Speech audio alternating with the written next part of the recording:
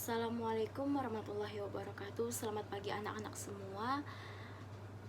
Di pertemuan keempat ini kita akan membahas praktik perlindungan dan penegakan hukum dalam kehidupan bermasyarakat. Di situ mengenai materi terakhir dari buku semester 1 LKS yang kalian miliki. Di sini Ibu akan membahas sedikit mengenai praktik perlindungan dan penegakan hukum dalam kehidupan bermasyarakat. Yang pertama ada perlindungan dan penegakan hukum untuk menjamin keadilan dan kedamaian. Yang kedua ada upaya-upaya penegakan hukum untuk menjamin keadilan dan kedamaian. Yang ketiga ada akibat tidak adanya perlindungan dan penegakan hukum. Langsung saja kita masuk ke pembahasan pertama, yaitu perlindungan dan penegakan hukum untuk menjamin keadilan dan kedamaian. Setiap warga negara berhak untuk mendapatkan perlindungan hukum. Negara berkewajiban memberikan perlindungan hukum kepada warga negaranya. Perlindungan hukum difungsikan untuk menghindari segala bentuk perilaku sewenang-wenang, penindasan, perampasan hak, dan lain-lain yang dapat merugikan dan bahkan menyengsarakan seseorang atau masyarakat. Pembahasan yang kedua, akibat tidak adanya perlindungan dan penegak hukum. A. Ketidakpercayaan masyarakat kepada hukum karena mereka percaya bahwa uanglah yang berbicara dan dapat meringankan hukuman mereka. Fakta-fakta yang ada diputarbalikkan dengan materi yang siap diberikan untuk penegak hukum. Yang B. Penyelesaian konflik dengan kekerasan, contohnya ialah pencuri ayam yang dipukuli warga, pencuri sendal yang dihakimi warga. Hal ini membuktikan masyarakat Indonesia tidak tertib hukum.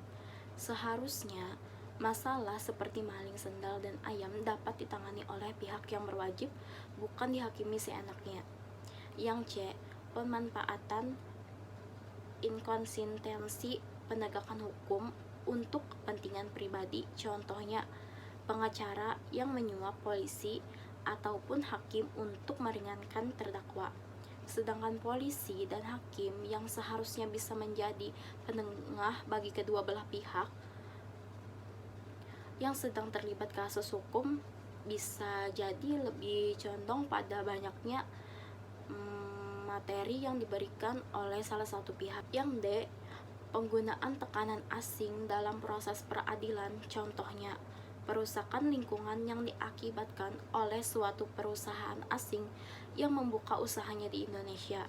Upaya pendekatan Indonesia agar mereka tidak mendapatkan hukuman yang berat atau dicabut izin memproduksi di Indonesia.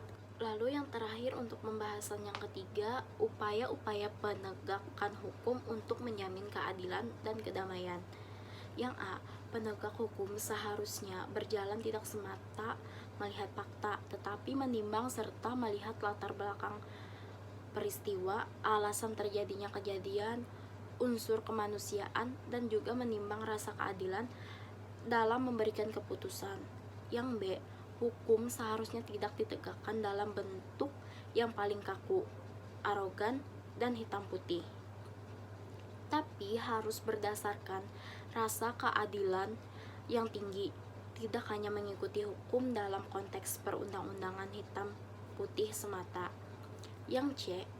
Hakim sebagai pemberi keputusan seharusnya tidak menjadi corong undang-undang yang hanya seharusnya mengikuti peraturan perundang-undangan semata tanpa memperdulikan rasa keadilan. Yang D.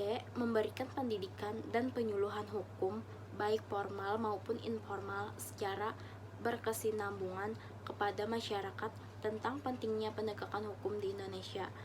Yang E. Menyediakan bantuan hukum bagi si miskin dan si buta, melaksanakan asas proses yang tepat, cepat, dan biaya ringan sehingga mampu meningkatkan peradilan. Yang F. Pemberian sanksi yang tegas kepada aparat penegak hukum yang tidak menjalankan tugas dengan semestinya.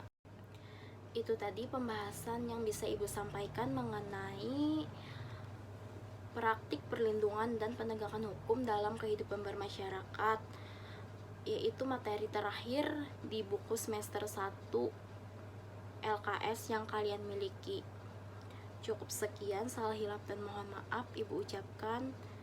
Wassalamualaikum warahmatullahi wabarakatuh. Terima kasih.